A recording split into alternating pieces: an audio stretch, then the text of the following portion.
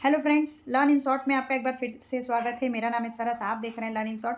Friends, आज हम लोग कुछ ऐसे टॉपिक पे बात करने वाले हैं। मैं कुछ ऐसे टॉपिक पे बात करूंगी जो कि मेरे मन में था और मुझे लगा कि शेयर करना चाहिए आप लोगों के साथ। और आप में से भी ऐसे बहुत सारे लोग होंगे जो कि उनको भी लगता होगा कि आप मन उब गया है, जैसे पढ़ाई ना करें और अब कितने दिन करें, या फिर एज भी हो गया है। जैसे कि कभी कभी ऐसे मन में लगने लगता है कि क्या करें, पढ़ाई छोड़ दें और लेकिन प्राइवेट में भी क्या करें, इतना पैसा भी नहीं कि बिजनेस कर सके। और पढ़ाई में अब आजकल इतना ज़्यादा कंपटीशन, इतना ज़्यादा भीड़, इतने ज़्यादा लोग, और सबसे बड़ी बात फ्रेंड्स की आजकल धांधली। जैसा कि आजकल लोग भी बढ़ गए हैं गवर्नमेंट जॉब की तरफ। और क्या है कि आपने अभी भी सुना होगा कि अभी कोई DSSB का एग्ज़ाम हुआ था, उसमें कोई धांधली कि डायरेक्ट बोला जा रहा था। CBT मोड का एग्ज़ाम था, लेकिन वहाँ का जो कक्ष निरीक्षक होते हैं, इन्विजिलेटर, वो बोल रहा था कि इतना पैसा दो तो मैं पास करा दूँगा। मतलब मैं एक क्वेश्चन बता दूँगा, तुम पास हो जाओगे या हो जाओगी। एक और मैंने भी सुना फ्रेंड्स, जैसे कि UPSI का एग्ज़ाम के में एक लोगों ने बताया कि 12 लाख में नौकरी पक्का। उसके बाद फिर और एक कोई एग्ज़ाम था, उसके लिए भी बोल रहे थे कि 15 लाख लाख में नौकरी पक्का। और सबसे बड़ी बात फ्रेंड्स, आज हम लोग मैं एक टाइम की ये बात है कि जब 2022 में KVS का एग्ज़ाम हुआ था, उसमें भी बहुत धांधली सुनने को मिला। 2 चीज़ में था, एक इंटरव्यू में भी धांधली सुनने को मिला कि इंटरव्यू में भी धांधली हुआ, रिज़ल्ट नहीं दिखाया गया केंद्रीय विद्यालय का। तो फ्रेंड्स, अब क्या है ना कि कभी-कभी मन ऊब जाता है कि कितना तैयारी करो। एक तो उम्र बीतता जाता है, उसके बाद आपको एक टाइम के बाद एक जॉब करना ज़रूरी हो जाता है, तो कई लोग घबरा के प्राइवेट जॉब पकड़ लेते हैं। उसके बाद फिर कई लोग सोचते हैं कि अब छोड़ दो कोशिश, क्योंकि कितना पढ़े, एक तो 14-15 सब्जेक्ट पढ़ो, ये एग्ज़ाम निकालो, वो एग्ज़ाम निकालो, टीचर्स हैं तो पात्रता पेपर निकालो। उसके बाद एक विषय में आपको 20-20 चैप्टर पढ़ना होता है, उसका रिवीजन करो, प्रैक्टिस करो।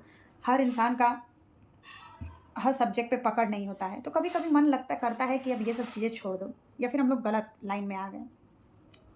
आपने यूट्यूब में, इंस्टा में देखा होगा कि जो एक पढ़ाई का चैनल होता है, जो पढ़ाई के बारे में नॉलेज देता है, उसको लोग स्किप करना चाहते हैं। उसमें कम व्यूज़ आते हैं, लोग देखना पसंद नहीं करते हैं। उतने ही सीमित लोग देखते हैं जो सिर्फ़ एक पढ़ाई के स्तर तक रहते हैं। और यही आप देख लीजिए, कोई रील्स बना रहा है, नाच रहा है, गा रहा है, मूवी डाल रहा है, मूवी का शॉर्ट डाल रहा है, उसमें आपको एक-एक दिन में कितने-कितने व्यू देखने को मिल जाएँगे। तो यही हो गया है चलन कि अब लगता है कि नहीं, ये बेकार है, ये लाइन बेकार है। तो और उसके बाद फिर ये पेपर लीक हो गया, वो पेपर लीक हो गया, इस पेपर के लिए धरना, वैकेंसी के लिए धरना। अभी देखिए, बिहार का एकदम एग्ज़ाम आने वाला था। मैंने भी आपको बताया कि बिहार की वैकेंसी आएगी, आएगी, जो कि एकदम तय था। और जो भी मेरे पहचान में जो भी बिहार में सेलेक्टेड हैं, जो मेरे साथ मेरे क्लासमेट्स थे, उनके थ्रू भी मैंने पूछा था, तो वो लोग भी बोल रहे थे कि हाँ, वैकेंसी आएगी। एक मेरी तो मैंने जिसके-जिसके भी थ्रू पूछा, तो उन्होंने कहा कि हाँ, वैकेंसी आएगी। और एक मेरी फ्रेंड की सिस्टर भी है, उन्होंने भी बोला था कि हाँ, वैकेंसी आने का बात हम लोग को भी सुना गया है। और बाकी तो आपको कितने सारे चैनल वाले बता ही रहे थे। लेकिन देखिए, वैकेंसी नहीं आती है और आप लोग, मतलब कई लोग धरना करने पहुँच जाते हैं। ये कितना, मतलब कि हमारे भारत का दुर्भाग्य है कि एक जॉब के लिए कितना धरना दो, मार खाओ, लाठीचार्ज हो, उसके बाद कई-कई जगह पे पेपर लीक। आप इतना पढ़ो, ये सब्जेक्ट पढ़ो, वो सब्जेक्ट पढ़ो, कभी-कभी मन हार जाता है कि नहीं, ये बेकार है। ये लाइन ही, कभी-कभी लगता है कि मैंने लाइन ही गलत चूज़ कर लिया। कि पढ़ाई का था, हाँ, बचपन से पढ़ाई में थे, लगता था नहीं, ज्ञान है, ज्ञान है। अब ये सिर्फ़ एक डायलॉग बाज़ी रह गया है कि ये पढ़ाई है, पढ़ाई का स्तर है। तो कभी-कभी लगता है कि आप इससे अच्छा रील्स में ही नाच गा के कमा लो। अभी भी ये वीडियो को बहुत सारे लोग स्किप मतलब करेंगे, या फिर लगेगा भाषण दे रही है ये वो। लेकिन कभी-कभी मन में ऐसा आ जाता है, आप लोग में से भी बहुत सारे लोगों के मन में आ जाता होगा कि इससे अच्छा तो कुछ और कर लेते हैं, इससे अच्छा तो कुछ और कर लेते हैं। पढ़ाई ठीक है, पढ़ाई कभी ना ख़त्म होने वाला है, लेकिन पढ़ाई सिर्फ़ उतने ही स्तर तक ठीक है, जो कि एक 12th लेवल या ग्रेजुएशन लेवल तक। बाद में क्या है कि फर्स्ट एंड सबसे पहली बात तो इतना ज़्यादा भीड़, इतने ज़्यादा कॉम्पिटिशन, उसके बाद इतने चीज़ों को पढ़ो, उसके बाद इकोनॉमिकल इश्यू आ जाए तो आप कैसे मैनेज करोगे? आपको एक प्राइवेट जॉब पकड़ना पड़ता है। क्योंकि मैं भी ये सारी चीज़ों से गुज़र रही हूँ और हमेशा से गुज़री हूँ। तो फ्रेंड्स, फिर लगता है कि सब बेकार है चीज़ें, और इतना ज़्यादा कॉम्पिटिशन।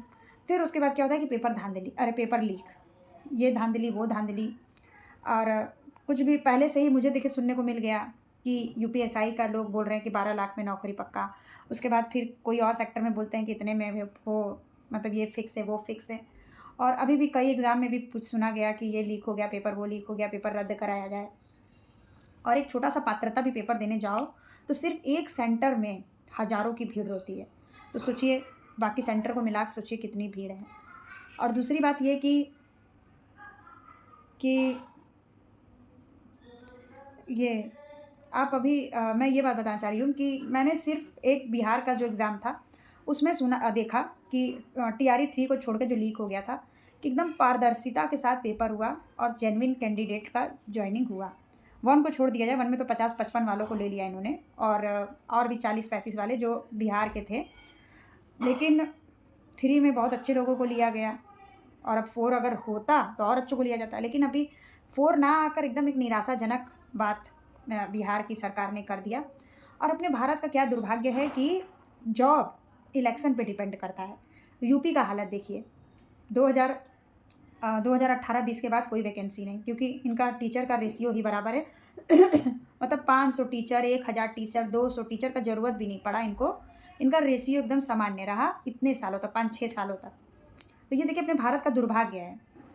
एक शिक्षक बनने के लिए आपको इलेक्शन का वेट करना पड़ता है और आप सालों साल पढ़ते आते हैं और आपकी उम्र बीत जाती है। DSSB 4 साल बाद वैकेंसी लाता है और कहता है कि एज रिलैक्सेशन नहीं मिलेगा और 30 साल तक सिर्फ लोग ही टीचर बन सकते हैं, उसके बाद के लोग बूढ़े हो जाते हैं 30 साल के बाद। मतलब अगर आप 30 साल 1 महीने के हैं तो आप बूढ़े हैं, 30 साल 1 दिन के हैं तो आप बूढ़े हैं। यही अपने भारत का दुर्भाग्य है कि नेताओं के लिए कोई एज लिमिट नहीं है। और मतलब है लेकिन हायर एज लिमिट, मतलब कि नेता बनेंगे जो लोकसभा का अध्यक्ष ये सब होते हैं, ये सब 25 प्लस रहेंगे। लेकिन जो टीचर होगा उसको एज रिलैक्सेशन दिखता है। अरे टीचर के लिए तो यही सब अपने भारत का दुर्भाग्य है कि जॉब के लिए इलेक्शन का वेट करो। देखिएगा 2027 में आपको यूपी में वैकेंसी मिलेगी, 5, 10 हज़ार, 20 हज़ार कुछ भी। लेकिन आपको अभी नहीं मिल रहा है, क्योंकि अभी नहीं मिला इतने साल तक, क्योंकि ये सरकार सबको गुमराह करके रखती है। ठीक है, भारत में गरीबी भी बहुत है, चीज़ों को डेवलप कर रही है। तो फ्रेंड्स ओवरऑल बात यही है कि कभी कभी मन लगता है कि हार गया है, अब तैयारी यारी बंद कर दो, ये पढ़ो वो पढ़ो, फिर उसके बाद इनकम के लिए कुछ करो।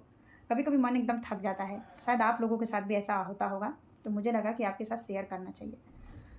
तो फ्रेंड्स वीडियो तो बनाना था मुझे कि इंटरव्यू के बारे में, KVS इंटरव्यू की क्या अहम भूमिका है, तो मैंने ये चीज़ें बना दी। मैं आपको KVS इंटरव्यू के बारे में कुछ महत्वपूर्ण जानकारी देने वाली थी। तो फ्रेंड्स मिलते हैं नेक्स्ट वीडियो में नए इन्फॉर्मेशन के साथ।